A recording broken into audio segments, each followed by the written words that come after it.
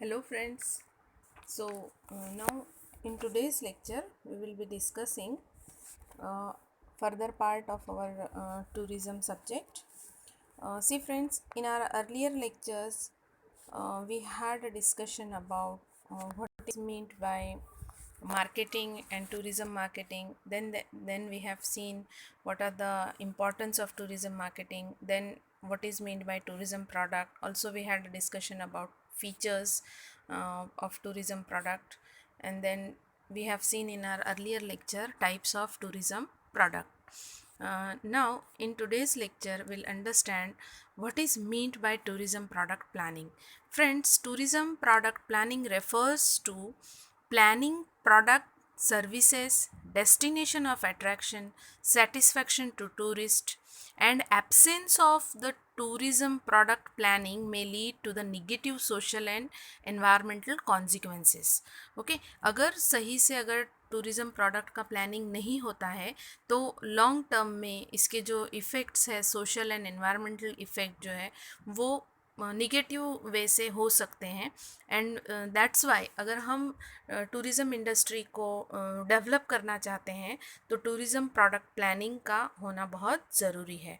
Okay, सो tourism product का planning जितना इफ़िशिएंटली होगा उतना ज़्यादा से ज़्यादा टूरिज़म इंडस्ट्री जो है वो फ्लरिश करेगी और एक्सपांड होगी. Okay, so we will see how important it is to plan tourism product. So our next slide will show you the importance of tourism product planning.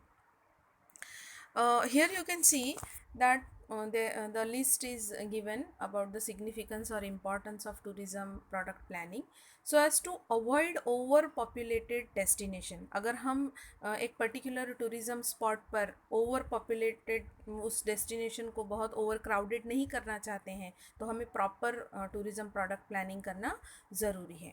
Okay, अगर otherwise अगर हमारा सही से प्लानिंग नहीं रहेगा तो ओवर क्राउडेड हो जाएगी एक पर्टिकुलर डेस्टिनेशन और टूरिस्ट को जितना एक पर्टिकुलर प्लेस पे जो सेटिस्फेक्शन मिलना चाहिए वो उसे हो सकता है ना मिले. Okay, so as to avoid that problem negative impact it is necessary to properly plan tourism product. Okay, so sorry.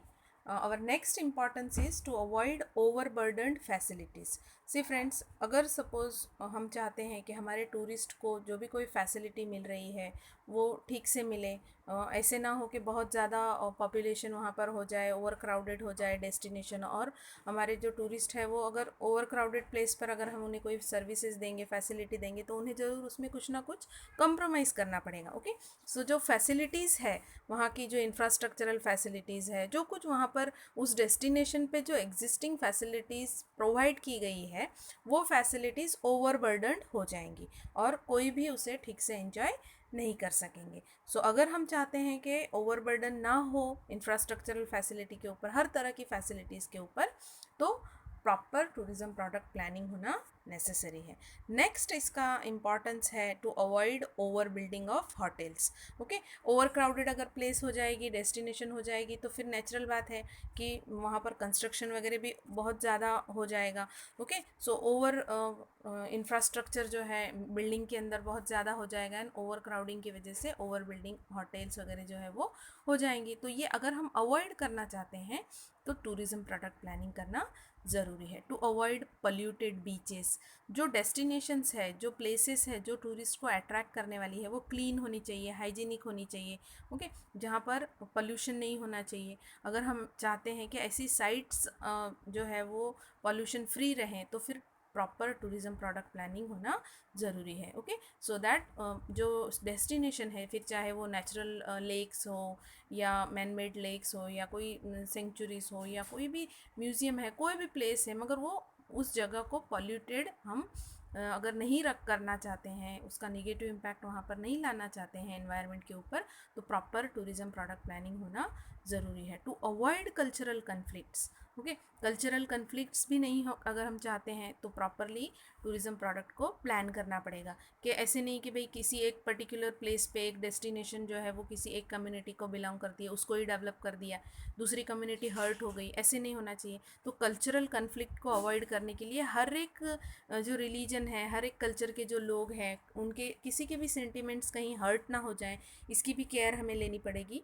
और ये करने के लिए प्रॉपर टूरिज़्म प्रोडक्ट प्लानिंग होना ज़रूरी है।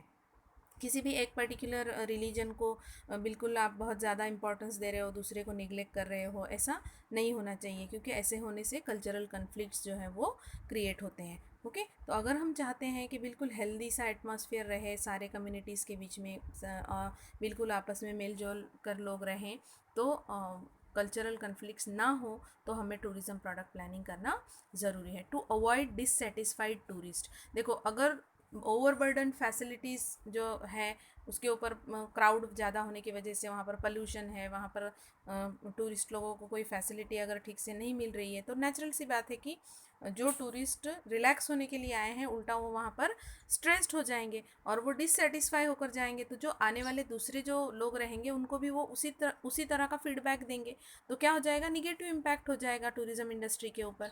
ओके, तो उस पर्टिकुलर डेस्टिनेशन पे लोग जाना पसंद नहीं करेंगे। क्यों? क्योंकि कहीं ना कहीं निगेटिव डिससेटिस्फाइड टूरिस्ट जो है वो निगेटिव फीडबैक देंगे आपका, और उसकी वजह से डिससेटिस्फाइड टूरिस्ट की लिस्ट बढ़ जाएगी। तो अगर हम चाहते हैं कि ऐसे डिससेटिस्फाइड टूरिस्ट की लिस्ट ना बढ़े, तो हमें टूरिज़्म प्रोडक्ट प्लानिंग प्रॉपरली करनी होगी to protect the environment. Next point है हमारा, अगर हम इन्वायरमेंट को भी प्रोटेक्ट करना चाहते हैं तो फिर proper tourism product planning necessary है to get direct and indirect economic benefit. See friends, directly and indirectly हम जितने सारे इकोनॉमिक बेनिफिट्स जो है वो हम अगर चाहते हैं कि भाई हमारे कंट्री में ज़्यादा से ज़्यादा लोग जो है वो ट्रैवल करके आएँ, हमें ज़्यादा से ज़्यादा फॉरेन एक्सचेंज मिले, ओके, हमारे जो लोकल प्लेसेस हैं वहाँ के जो प्रोडक्ट्स हैं वो सेल हो, लोकल ब्रांड्स ज़्यादा पॉपुलर हो जाए, लोकल कम्युनिटी का भी स्टैंडर्ड ऑफ लिविंग इम्प्रूव हो जाए, उनको ज़्यादा से ज़्यादा एम्प्लॉयमेंट अपॉर्चुनिटीज़ मिले। ओके, ये सारी चीज़ें कब पॉसिबल है, अगर हम इफ़िशिएंटली टूरिज़्म प्रोडक्ट प्लानिंग करेंगे तो हमें डायरेक्ट भी बेनिफिट्स होंगे हमारी इकोनॉमी को, और इनडायरेक्ट भी बेनिफिट्स हो सकते हैं। तो ये सब कुछ कब पॉसिबल है, अगर हम प्रॉपर टूरिज़्म प्रोडक्ट प्लानिंग करेंगे तो ही हम ये सारे इश्यूज़ जो है इसको सॉर्ट आउट कर सकते हैं। ठीक है, सो हम अगले लेक्चर में टूरिज़्म प्रोडक्ट के प्राइसिंग के बारे में डिस्कशन करेंगे। Will stop here. Thank you.